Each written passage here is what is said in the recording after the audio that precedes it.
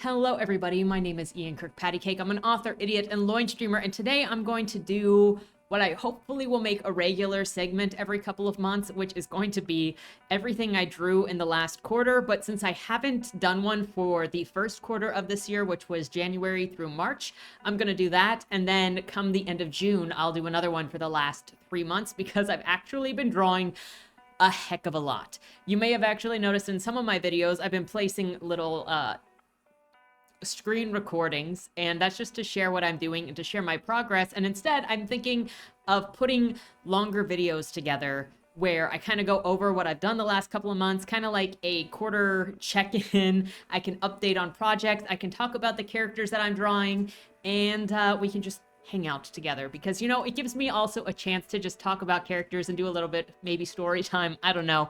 We'll see what happens. But before we get started on that, number one, if you enjoy what I do here on the channel, please remember to like, share, and subscribe. Number two, if you would like to be featured on the channel, check out the links down in the description below. Number one way to be featured is through Lamwai, which is the monthly prompt writing contest where I give you a monthly prompt. You write a short story or thing inspired by the prompt, and then first Monday video of the month we read those prompts. The second way to be featured is if you are an indie author and you have a book out or a book coming out, submit your first chapter and your cover and they will be read here on the channel to hopefully help more readers find you, because that is the hard part and I can't read every book. And number three, if you would like to check out any of my books, especially after getting to know some of my characters and some of these drawing videos and quarter updates, the links are down in the description below, and you can get them anywhere you get books. I hope you enjoy if you check them out. I hope you love the characters as much as I love them. You may see obsessions going through the drawings. And I do have stories about what inspired them, which will be fun to go through. So with that said, more on this idea is a couple of years ago, actually. If you check out this channel, when I tried drawing again a couple of years ago, it was like, what, 2 or 3 years ago. And I was doing quarterly updates, and in one of those quarterly updates, I know that I mentioned drawing because I put Tyke in the freaking thumbnail. And Tyke is one of my characters. He's a cursed circus character, a monkey character, who is also a Pied Piper. He draws people in with his little monkey box, and they come into the cursed circus where they eat your soul. And I was going to draw more that year, start drawing again that year, and then I dropped off. This year, I've been fairly consistent. Like, we're only halfway through the 6th month of this year, and I've drawn over 140 different images. Has it been a productive year? I don't know. But, this is where we are. So, since I'm kind of behind, and I never did a quarter one with what I've drawn through January through March, I'm going to do that video, and then come the end of June, I'll do one for June. So I'm possibly going to give you some updates on like what I've been doing anyway, but I wanted to catch up, and I didn't want to put the 6 months into one because that would be a lot of images. So we're going to do the first 3 months, and I can describe to you maybe some of what I was doing at the time and some of the stories behind some of the images going on at the time, and because I remember those. And then going forward, I will try to keep updated on this as long as I remain active with drawing, and hopefully I do, because I'm motivated right now, even if some of my drawings really, all of my drawings really suck. So with that said, let's start the drawings, and I hope you enjoy. So we are starting off with Tens and Casey. Tens actually belongs to Montana, or M.M. Morris, and he is from her Numina series. Casey is from the Bodymore series. You see him in books 2, 3, and 0. And you'll actually see Casey and Ralph transition over to the Numina series starting in the 2nd Numina book as they become part of that lore. And you'll see stuff from Bodymore's lore in Numina and Numina's lore in Bodymore kind of building on each other especially. This was back in December when Tens was kind of just hanging out along with Marky in the bar to help Montana sort of figure out Tens's personality. She was really getting started. And so they were just shooting the shit, being bros together, and they got along freaking way too well. They just clicked immediately. We're just getting drunk, talking about whatever, and having a good time. They will become bros in the future, and it's going to be great with the stuff that we have discussed. This next image is of Casey and Ralph as chippies, and If you don't know about them, again from the Bodymore series, Casey was the lead singer and guitarist for their band, the Badass Idiot Train, which, yes, of course, he was the one that named it. Then you got Ralph, who was the drummer. They're adopted brothers with one another. They were both orphaned, though Casey became an orphan around age 15, and Ralph was born an orphan. His mother was a prostitute, and he was immediately taken away from his mother by Child Protective Services and sent into the foster system in Baltimore, where he only got his real home when Casey invited him to live together when they were 15. This is Katsuo and Shigemi. Shigemi belongs to Montana, and they were spawned out of playing Yakuza together. This is the next generation after our initial Yakuza original characters. And this was a moment back in December when the two of them were being reunited after being separated for 2 years, because Katsuo was accused of murdering somebody, and then he was sent away so that his parents and Shigemi's parents could deal with the accusation without there being an internal war sort of setting off, and without Katsuo getting shanked for something that he didn't do. And this was them being reunited after 2 years of not seeing each other, of Shigemi thinking that Katsuo was basically dead to her because she didn't know where he was. She didn't know anything that was done with him. This was a little gif of Katsuo that was done because Shigemi's bodyguard had been drinking with Katsuo and ended up telling him that Shigemi was in love with him, and he needed to either tell her that he felt the same or let her go, because she was kind of being tortured by those feelings. And I ended up drawing a little gif of him blinking that was kind of just like, does she really, really not know that I love her? Their story is so sweet, and I can't wait to write out the whole thing. We've got some fairly large arcs that are actually going to be legitimately written out, and the characters are so incredible in that series. It's been one of the most exciting things to discover in the last, 10 months? But I have to go back to when Hitomi and Naoki were invented, because they're the ones that started this. And that was basically, Naoki came in at the end of August with the first stream with Nishiki, and then it took me to the first time where Majima was introduced, that Hitomi was brought in, and I got her idea, and then it just sort of spawned into this whole thing. Here we have more shooting the shit with Casey and Tens and Marky and Ralph. The idea for this was because Casey knows that he owes Ralph his entire life. Ralph is the only reason that he's alive now. Again, that'll all be answered in Bodymore 0, and then you'll kind of get a glimpse into it in Bodymore 3, because you get some of Casey's memories in Bodymore 3. But he is both eternally grateful and very guilty for the situation that Ralph is in. And again, you'll see more of that as well, with how much Ralph has sacrificed in order to bring Casey back and give him a second chance. And that's because he believes in giving people second chances, even at his own expense. Ralph's entire existence is one of service to others and second chances and offering people salvation if they're willing to help themselves. Now, he can't give salvation himself, but he can give people hope. And in everything that he does, he tries to bring that second chance. But Casey and and Tens were, again, just hanging out. They got their persons that they got to protect. I think at this point, when Monty and I were talking, Tens was in the position of protecting Marky, and their car broke down, which is why they were hanging out. But then they just kind of liked hanging out. The two were broing out, and Marky and Ralph were really getting along. In fact, most of the time when we were talking, it was Tens and Casey talking to each other, and Ralph and Marky were just over there. And you'll see why, because stuff legitimately developed with them. That is the reason why it became its own canon that is going to be written into the series, and it's just been getting more and more serious. Here we have Katsuo being drawn, again, more of a portrait style, and an attempt to draw his hair in a different way. As I go, you'll also see me trying out how to draw different things in different styles, or how to draw things more legitimately. And I think that's one of the things that, there are two main things that I think are really fun with going through in order of how I drew, of what I drew. You could see sort of some of my obsessions and what I'm drawing at any given time. Did I just switch over? Did I already finish Katsuo? This is the second son of Hitomi and Majima, Shiguru.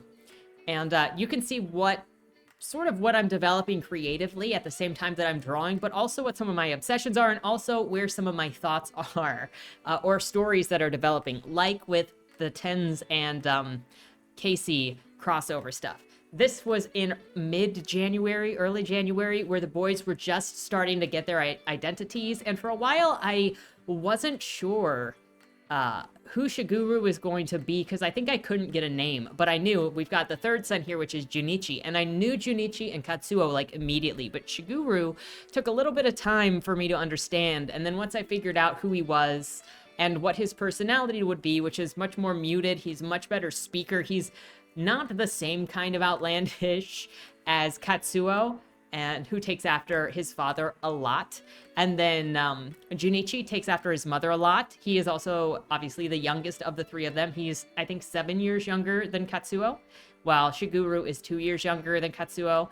And then we got, here's one of my first portraits of Hitomi. My absolute first portrait of Hitomi in 2023, which you'll see a comparison to later when I drew her again 6 months later. The great thing about having so many original characters is that you can just draw them again and again and again. And 1, you get a practice, 2, you get stuff to compare to, and 3, you never really run out of stuff to draw unless you get tired of drawing them. I'm more concerned about people getting tired of looking at the same characters again and again and again, but you know what? I have so many things I want to draw that I wish I was better at drawing for. Oh my gosh, I remember struggling. Her hair is such a problem. You don't even know. Every time I draw it, I have no idea what I'm doing, and I still struggle with it. It's that sweep. It's that... This, I'm pretty sure... Oh, yeah, this was after Sam drew it, which Sam is where I get my baseline for Hitomi, because Sam drew her so well. What is going on here? This looks like I was sketch padding, and then, oh yeah, because this was just a Katsuo sketch, because I didn't know what to draw, and I just wanted to doodle, because I doodle a lot when I read. And so that's one of the ways that I get so much doodling done, as well as reading. And, Katsuo... I need to draw him more so I can get better at his hair. He did not have a defined tattoo at that given time. He has a better defined tattoo now. Oh, it's Casey. His face is such a different shape when I started that drawing out. Did his eyes get larger too? But this is Casey from Bodymore. I know that I was trying to figure out how to draw him, and I was cycling through characters so I didn't keep drawing the same person. Again and again and again. I really, really like Casey as a character. He's a berserker, and he's also the kind of person that would never hit a woman. But he is very aggressive, and he doesn't let anybody walk all over him either. And he's got very specific reasons for why he acts the way he does, and the protective nature of himself. Oh, here we have a picture of Katsuo with his back tattoo. The first iteration of his tattoo where I actually thought about it, but that's not what his tattoo looks like. I do not have a video of me drawing it because I deleted it for some reason. There's another video in here, or another image in here that I did not save the video of, but it was a tiger fighting a snake. So this one I specifically drew because of Igao-chan, because it was the year of the rabbit. We're still in January, by the way. And so I wanted to draw an image that was Year of the Rabbit. This is Katsuo's drag persona, Katsuna, because he takes after his dad, obviously. And he and his dad go out doing drag together sometimes. So he created Katsuna to be with his dad. And it actually does come into the plot a little bit. I don't know. Katsuo is just... Oh, he just is.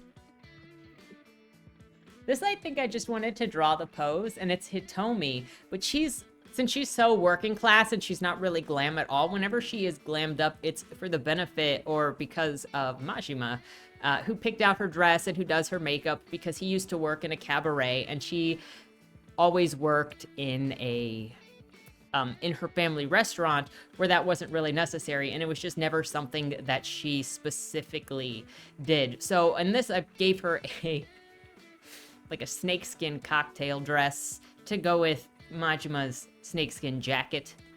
And that's pretty much probably the only times when she would dress glam like that.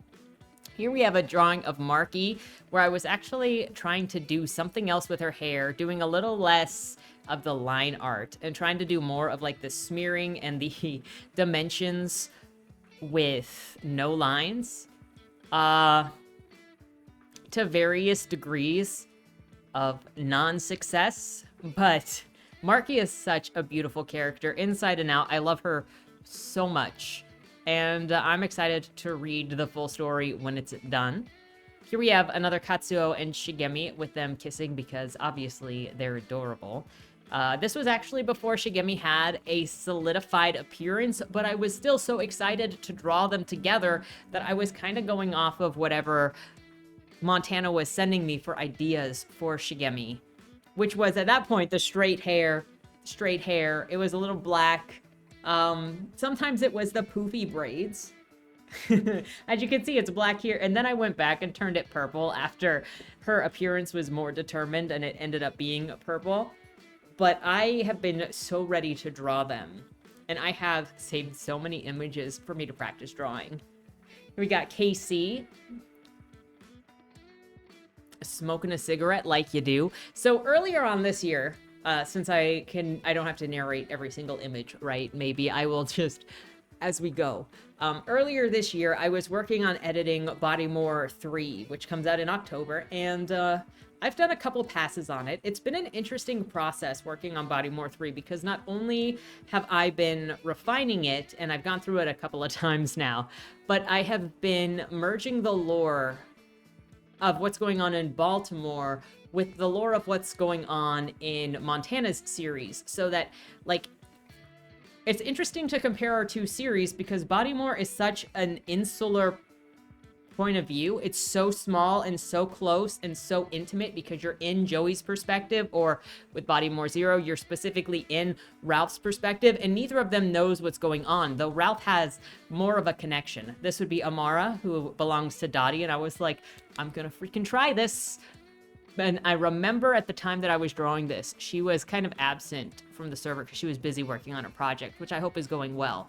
But I did try to draw Amara. But working on Bodymore 3, and then comparing it with Numina, which has much more of a cosmic, a bigger view of what all's going on, whereas Ralph and Joey show what this mysticism that is controlling Baltimore and is all around them actually looks like from an individual basis, has been really interesting. And every time I've gone through Bodymore 3 now has been to add more details that will coincide with Monty's Numina series. And so, like, you can read Bodymore on its own without reading the Numina series and still get the idea, because you get Joey's arc and you get Ralph's story and how he ended up in the situation he ended up in which case, in which Joey was able to talk to him. But then you also, if you want the details on exactly what is causing all of this sadness and destruction in Baltimore, and then some of the characters that are introduced in Bodymore 0 and Bodymore 3, then you're gonna have to read Numina to get the expansion or the rest of that story, because you're only gonna get them by reading her books, which you should, because it's gonna be great. So now we're into February, where Marky and Ralph actually started being romantic. It was at the end of January when we realized that they were connected in more than a little way. We had the cosmic event where we realized that they were soulmates. Like, not even joking. We were talking in the OOC as these two were bonding, and we're like, how are we going to separate them? They are in love with each other. It is painful. Like, I think actually this was before the cosmic event. I would have to double check the date on this one, but we're getting to the cosmic event where she is just so comfortable with him. He is so comfortable with her. They were cuddling all the time before the cosmic event because they were so comfortable with each other. And it was the cosmic event that told us that they were soulmates. And that is canonically correct now. They are the other half of each other's souls. And it's only funny because they are the opposites of each other. He's all black, she is so much color, and they look so good together. So this was the cosmic event where Tens, and this is going to be in the story, so maybe I shouldn't say anything, but it's going to be different in the actual book versus how it happened. But it's basically the thing that caused it, and very much an inciting incident for the glue that's going to stick them together.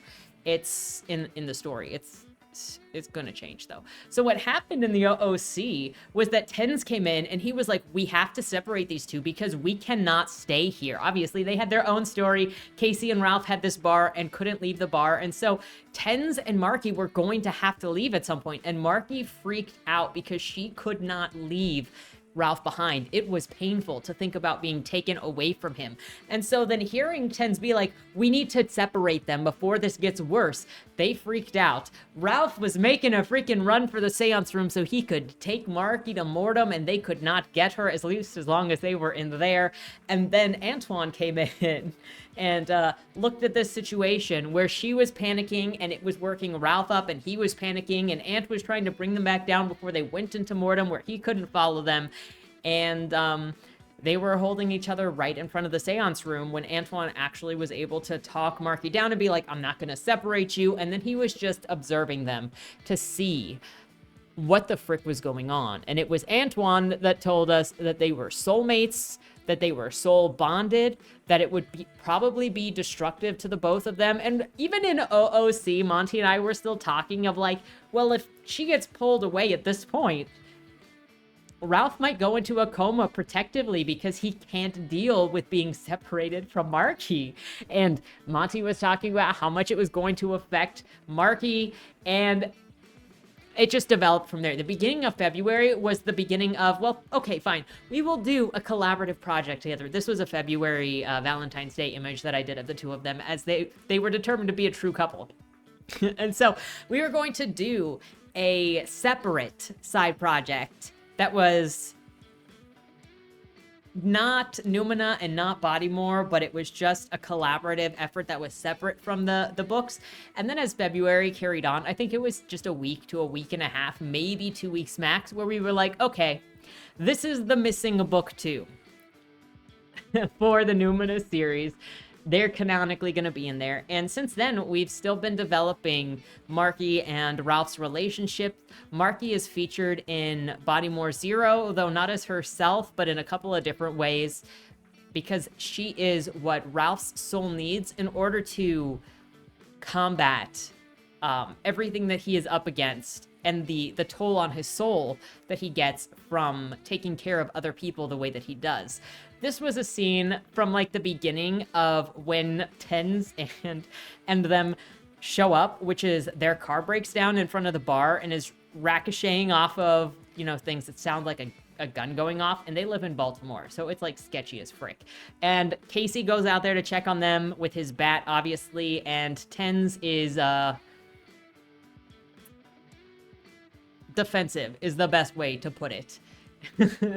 And that's still pretty accurate as far as I know to the beginning of Grief Eater and how they meet. There is some definite cosmic energy going on in bringing the two of them together.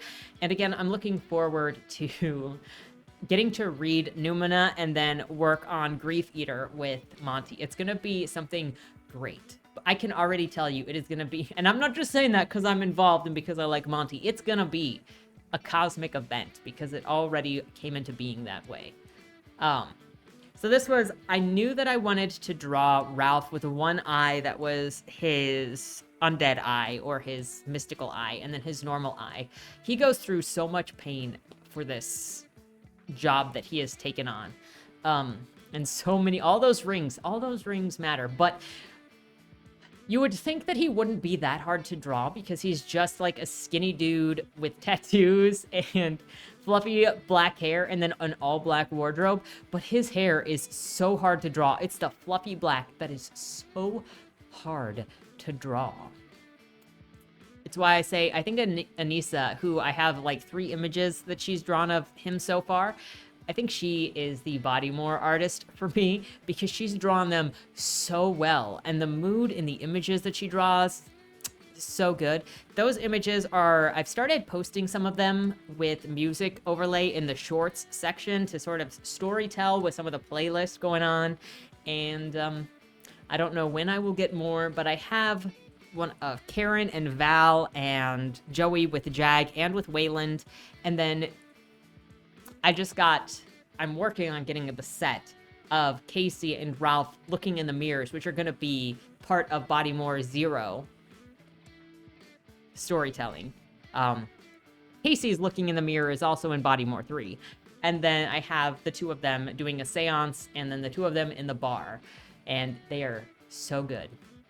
This was just Casey freaking looking at Marky and Ralph, being like, Ralph is never like this. What the frick? I love that. So in a lot of these images, you may see like notes of me describing what is going to be there, or putting a name on the head that I draw there. And that was just because I couldn't get to doing the drawing. But whenever I get an idea for what I want to draw that I don't necessarily have a reference for, or that I want to make on the imminent list, I will just do a sketch. I could tell you, I have like 12, maybe not 12, 2, 4, 6, 8, 9, 10 images right now that are just sketches on my sketch pad for things that I want to do or have started but haven't gone back to because I either don't feel skilled enough to do them, to refine them, or what. This was just another chance to draw Casey. We're still in February. And you'll know when we get to March, because March was the takeover of the Yakuza characters. March was when Shigemi got her appearance, and then also when Michi actually got her appearance. So Michi initially was drawn back in December when Shigemi and Michi first met inside of the Cabaret Club, but I never finished that drawing because Shigemi didn't really have an appearance, and Michi was kind of a throwaway character. In fact, Michi was such a throwaway character that at the time, I didn't even go and bother to look for a name. I just took the name of my best friend's roommate's cat, which is Michi, and then dropped that on her. And lo and behold, Michi has been the perfect name for her in more ways than one. Not only does it match like her light personality exactly, but Michi means pathway, and her last name is Mori, which is forest. So she's a forest pathway. And then the love of her life is Kaede Tagaki, which is a maple tree and a big, thick oak. I think it was Kaede means maple, and then Tagaki is big oak. And so then you've got the forest and the tree. And so now Michi just makes statements like, every forest has a big tree or needs a big tree, or she was told that she was named Michi, which is pathway, to hopefully not get stuck seeing the forest through the trees, or getting stuck on a tree through the forest or whatever, so that she might find her way through the forest. So this was the very first time that I actually drew Michi not in that December picture, and so this was the first development. I was actually doing a draw night with a couple other people when I was drawing this. And I still didn't have I don't feel like I had a clear idea of her personality. It was still just beginning, where she was talking more, and she was talking to Shigemi more about Katsuo and the cabaret, but not heavily involved yet. But she was getting a personality enough that she needed a defined appearance. And then a couple weeks later, I came back to redo her hair as I got a better idea of how her hair went with the comb back like that. And you'll see more of that as we go forward. Here we just got Katsuo, where I wanted to do a really quick sketch to pass the time, because sometimes you want to do a low effort sketch, which we could just say all of my sketches are low effort. Oh yeah, this was also talking about the Masato situation and summer festival, which is where the first arc is going to end, during a summer festival where they get to wear yukatas. There we go. And there is an explosion. So this is actually where Michi's appearance got more defined. So previously we got the light brown hair, but this is where her hair was actually defined. And I often do a lot of my character appearance definitions during Chibi. And this was also the first time that Shigemi was drawn with her designed appearance. I put her little beauty mark on the wrong side, but whatever. I think this was also one of the first times, if not the first time, that Kaede was actually drawn based on what Montana said he looked like, because I remember her saying, you even got his bandana right when I said that he wore a bandana. This was the first non-chibi version of Michi that I drew after I decided what her hair looks like. I didn't save the video for that for some reason, but obviously she is a looker. Here we have, I started to do little, so the way that I practice getting ideas of how to do people's hair is I draw them chibi so that I can draw their hair over and over and over again in a less pressurized way, because it's so simplified. And so then I was just drawing different emotions for these guys. I actually ended up doing 2 sheets for all of the characters. I should say all of the next generation characters, which were Shigemi and Katsuo and Michi and Kaede. But Kaede's got pushed into April, so you're not going to see his little emotion faces here. There's also Michi being afraid. You'll see that later, because that was an insecurity of hers, is that she was too stupid for Kaede. She's too boring for Kaede, because what does she really have to offer? And even though she's very beautiful, she is purposefully, like, insanely beautiful, she is kind of naive and kind of in the situation where she has had her opinions kind of brushed off and her thoughts brushed off as, well, you're too pretty, you don't even need to worry about that, you don't need to think about that. Like, her opinions aren't necessary, and she's very sheltered by her grandfather, because her grandfather was a detective for the Osaka police, and he didn't want her to suffer. He didn't want her to be hurt, because he'd been through hurt, and she lost her parents when she was 4 years old. So he wanted to protect her from as much as he possibly could. But that ended up leaving Michi being, unfortunately, so sheltered that she is naive to some things, but she's not as naive as people think. But because of the way she looks, they assume that she is more naive and more delicate than she actually is, and that she would be unable to handle the truth. And that includes her grandfather, who keeps it from her, who killed her parents, even to the age of 21, 22, which she is in this story. She does eventually learn who killed her parents, but that is part of the second plot line. Maybe the third plot line. We'll have to see, like, when that comes out, but she will learn. So this is her talking to Shigemi, because she is so in love with Kaede, but she is afraid that she is not good enough for him, which is only funnier, funnier, because he thinks that he's not good enough for her. But so she's in the back room being like, I am so head over heels for Kaede. What if he talks to me, sits down with me, and thinks that I'm so stupid, he doesn't want anything to do with me anymore? So this is part of after the first arc, but before the cabaret tournament, where all of them go to Okinawa together for kind of a weekend away, because it's been very, very tense. And Kaede and Katsuo are playing volleyball together, and they are very intense because they are very competitive, we'll say. And Michi and Shigemi are being hit on by random guys at the beach. And she ends up saying that she has a boyfriend. That's her boyfriend over there playing volleyball with Katsuo. And after the guys get chased off, Michi has this thing about lying, where the worst thing that you can probably do, one of the worst things you can do, is lie, because it devalues your word. And if people can't trust your word, then nothing else really matters, because you have just devalued everything there is. Why would anybody believe you when you prove that you lie? She also finds it doubly important because her grandmother, who is part of the people who raised her, was a journalist who also enforced that your word matters so much. And if you lie, you can't be a journalist, because your word doesn't mean anything. People know that you lie. And so then she confessed her feelings to Kaede by saying, so when those guys were with us earlier, I told them that you were my boyfriend, and I'm sorry that I lied. You're not supposed to lie.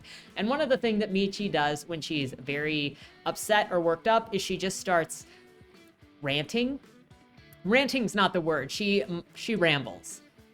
And inside of that ramble about not lying and about stories about her Sobo, she says, But is there really a difference between like telling a lie and telling a lie that you wish is true?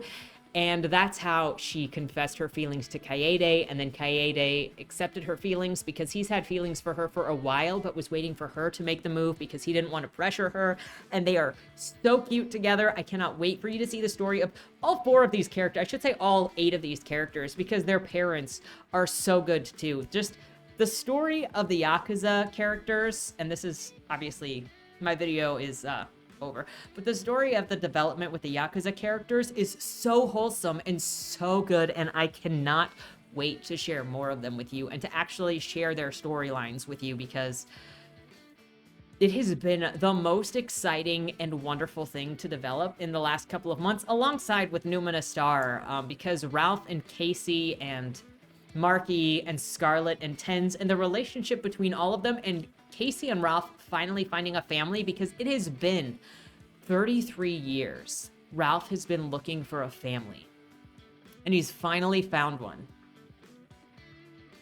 And it's all because of this luck of the universe right now, where Monty stumbled upon the live stream that I was on, and then I made the Discord because people talked about wanting a Discord, and then we talked in the Discord, and it might not have been perfect at first because I'm awkward and showed signs of some things that might have been concerning, but ended up not being concerning. That sounds worse than it is, but you know, she didn't give up when she saw some things that, I promise you, it's not that bad. I'm just grateful and glad that our friendship was able to develop, and that I've met some incredible people and gotten to connect with some wonderful creative people and hear more from you guys through the Discord. I'm actually so excited that that has been one of the developments of this year for me. And even when I'm more self-conscious or when I'm doubting what I'm doing, I'm still glad for the group of people that kind of come to this channel sometimes and come and have conversations, whether it's in the comments or in the Discord, because you guys are all so smart and you're so willing to just talk and have different perspectives and be different people. And I feel like it's sometimes hard to find willingness to be just in conversation without it being combative, especially if you have different perspectives. So it's been really wonderful to me to get to see some of you guys grow and write, and to make some of the friendships that I've made through getting to know more of you guys on Discord. And I hope to get to connect with you more for as long as I am able. I didn't get to update all that much because I was talking about characters so much as they went, and this video could be so long. So I'll give a brief update. Is I am pretty much in the last, I need to do another pass through of edits on Bodymore just to make sure that, to try to find whatever copy edits I can, because I've changed things every time I've gone through, and I need to do a round where I change nothing to make sure that it is there. But Bodymore 3 is basically done. Bodymore 0, I have finished the draft 1. We are in revision, which is going to be intense. I think there's probably going to be 2 revisions on this, if I'm honest, because I got a lot to relay out. And then I think the next revision is going to be upping the ante once I relay things out. I know how my process is, so I'm pretty confident I'm going to have a second revision. And then it will be moving on to Boom 2, and then the Yakuza Crew is going to come up next. And we'll see about any of these other projects that I have sitting up there, because I fell behind by taking more time on Bodymore 3 and then bringing in Bodymore 0 than intended. But Bodymore 0 will be the end of Bodymore, except for moving Casey and Ralph into the Numina series. So I hope that you'll come along for that. The other thing that you may have noticed is we have moved on from Yakuza at the moment, and we're playing Disco Elysium now, and we played Faith, and I'm going to try to add in playing Red Dead Redemption, because I've wanted to play that for months now, but I haven't had the time in the schedule since I've been playing Yakuza. So we may add another day on for streams, just to hang out, just to play together, because I think it'll be a fun game to play together. More fun to play together than for me to play in a room alone. Hope you'll hang out if you want. With that said, I also just love exploring stories in different formats, and I think I think it's a great way. I think games can be, not always, just like books can be poorly written, games can be poorly written, movies can too, but let's have a good time. Yeah. So I hope that you come along for the journey of creativity and watch as hopefully my art gets better. You let me know if in the next video it looks like things have improved over the last 3 months. Some days it feels like they have, some days it feels like they haven't. One of these days I'm gonna actually need to do studies to get better. So, with that said, hey, let me know what you're working on in general. It doesn't have to be creative if you're not a creative person, but if you are a creative person, let me know what your projects are. How is your year going? What are your goals for the next couple of months? I think that's all that I gotta say. We will check in on this again very, very soon with the half-year update once I finish June out, so I have whatever drawings I'm gonna have by the end of this month. And let me tell you, there are a lot. There are a lot of drawings already. Expect a fairly long video for Q2. And a lot of Yakuza characters. I have the brain rot, you guys. With that said, thank you so much for watching. Have a great weekend, and don't die. Was that Wayland Cross in the trunk? Do you know, or is that something that's still being figured out? The person in the trunk was not Wayland Cross. Is he in trouble? We don't know who did it, but as the owner of the car, the longer he's missing, the worse it looks for him. Cross isn't a killer. For the last couple of years, the average number of murders in Baltimore has been over 300, and it's been going up. Mind you, that's only whatever the badges count as official murder, and believe me, there are people that don't count when they die. Wayland? If you're down here, tell me. I'm not talking to the badges, I've been looking for you. They found a body in your trunk. Way. Why? Did you do that? To the left, plain black letters read along the wall. You walked in the corridor. Once that ends, you chose the dark is on the right. My vision goes blurry, flickers black and black and black for longer intervals until I can't see anything at all. I'm not screaming anymore, but my voice echoes back to me. Where the hell am I? You're dead, Josephine. Even smart people do stupid shit sometimes, right?